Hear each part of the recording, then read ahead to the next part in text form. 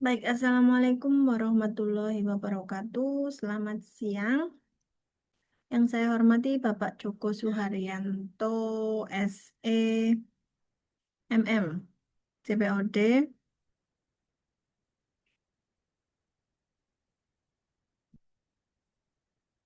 selaku dosen pengampu mata kuliah Perekonomian Indonesia dan rekan-rekan mahasiswa kelas MJ 401 PJJ Manajemen Universitas Siber Asia. Perkenalkan nama saya Karsi, saya dari kelas MJ 401 dengan NIM 2402010110119. Pada kesempatan kali ini izinkan saya untuk memaparkan tugas presentasi UTS untuk mata kuliah Perekonomian Indonesia periode genap tahun 2025-2026.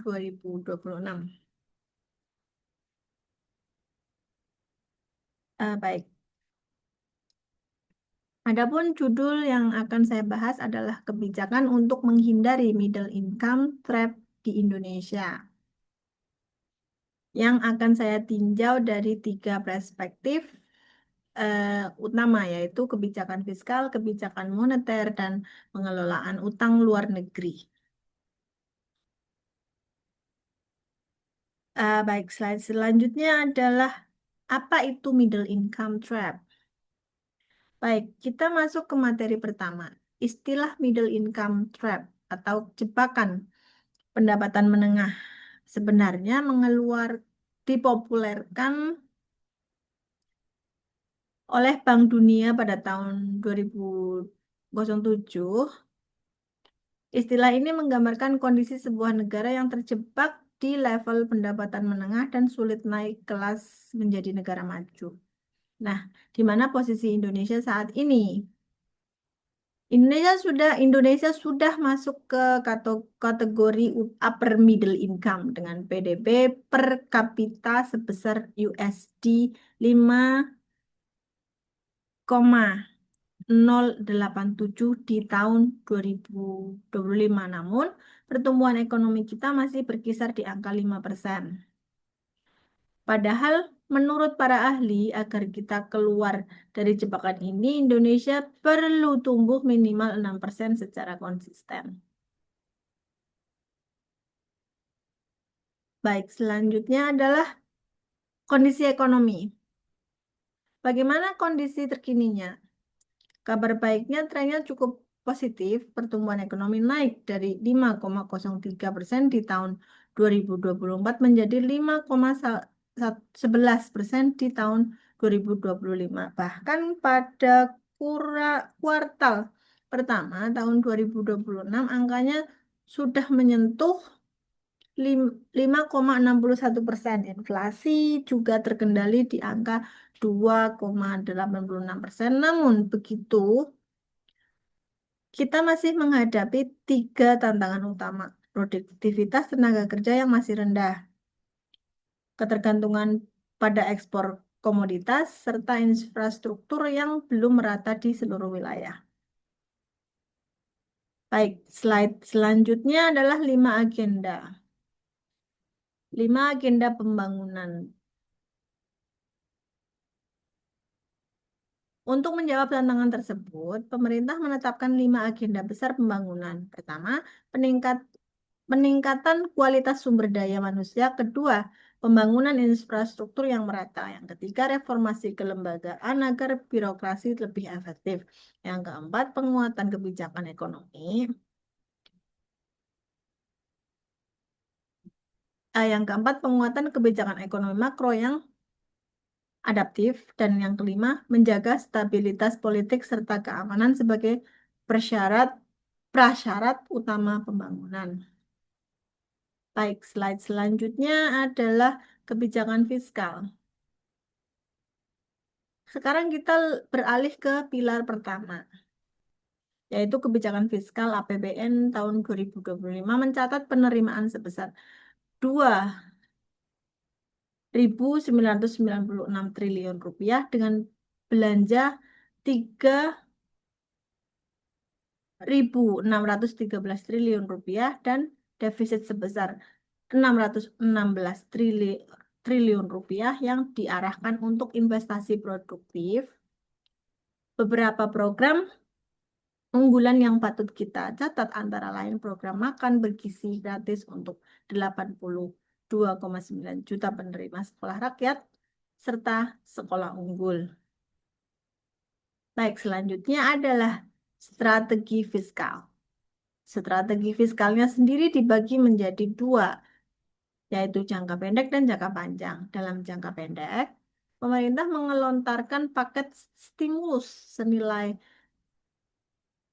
24,4 triliun rupiah yang mencakup subsidi transportasi, bantuan sosial, subsidi upah, hingga diskon iuran ketenagakerjaan.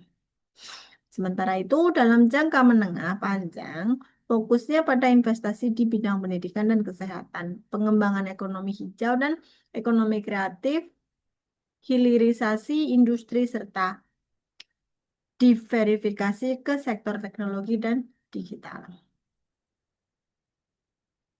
Slide selanjutnya adalah kebijakan moneter Bank Indonesia. Selanjutnya, pilar kedua yaitu kebijakan moneter Bank Indonesia telah menurunkan suku bunga acuan sebesar 150 basis poin dari 6,00% menjadi 4,75%. Tujuannya untuk mendorong pertumbuhan tanpa mengorbankan stabilitas harga. Di sisi operasional, Bank Indonesia melakukan ekspansi likuiditas sebesar 210,8 triliun rupiah dan pembelian surat berharga negara senilai 270 triliun rupiah untuk memperkuat transmisi kebijakan ke sektor real. Baik, slide selanjutnya adalah empat pilar kebijakan moneter. Empat pilar moneter secara keseluruhan kebijakan moneter Bank Indonesia bertumpu pada empat pilar. Penurunan suku bunga secara bertahap, stabilisasi nilai tukar rupiah melalui intervensi pasar, ekspansi likuiditas, serta pembelian SBN. Target inflasi untuk tahun 2026 ditetapkan di angka 2,5 plus minus 1%. Baik, slide selanjutnya adalah utang luar negeri. Kebijakan utang luar negeri antara peluang dan resikonya. Sekarang kita masuk ke pilar ketiga, yaitu kebijakan utang luar negeri. Total utang luar negeri Indonesia tercatat sebesar 408,6 miliar US dollar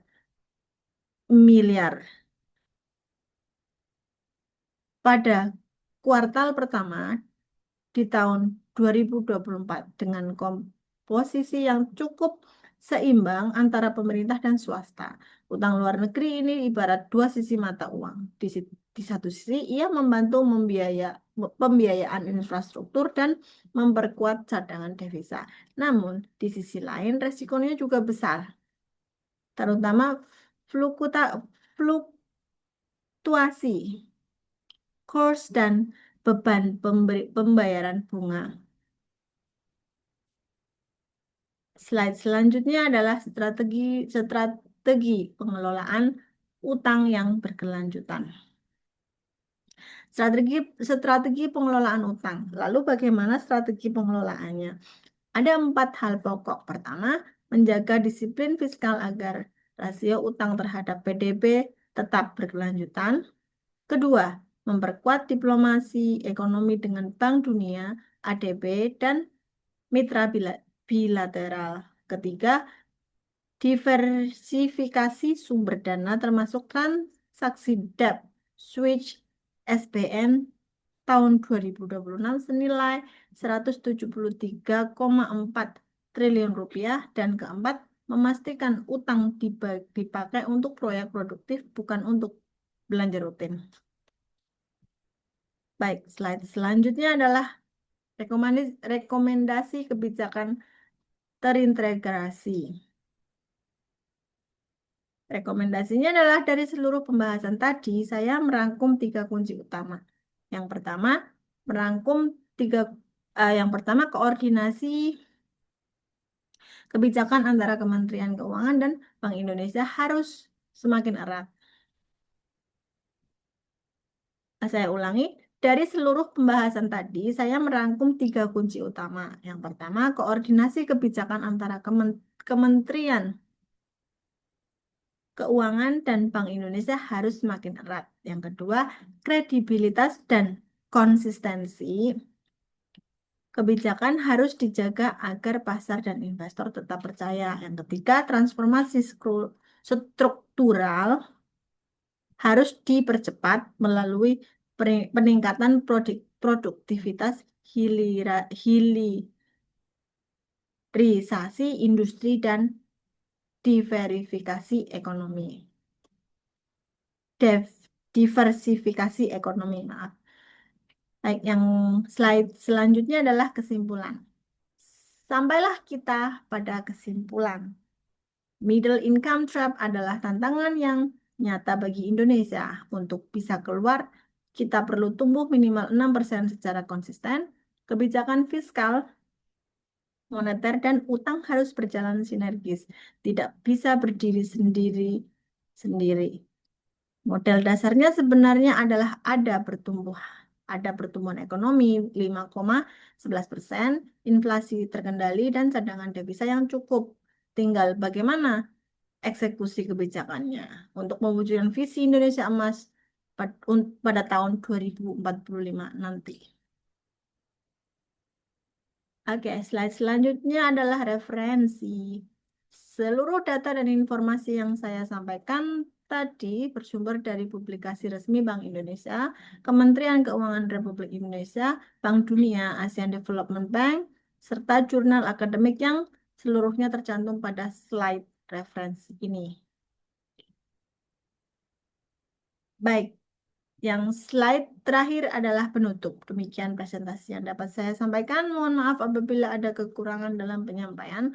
Atas perhatian Bapak dosen dan rekan-rekan sekalian, saya ucapkan banyak terima kasih. Semoga apa yang saya sampaikan bermanfaat. Wassalamualaikum warahmatullahi wabarakatuh.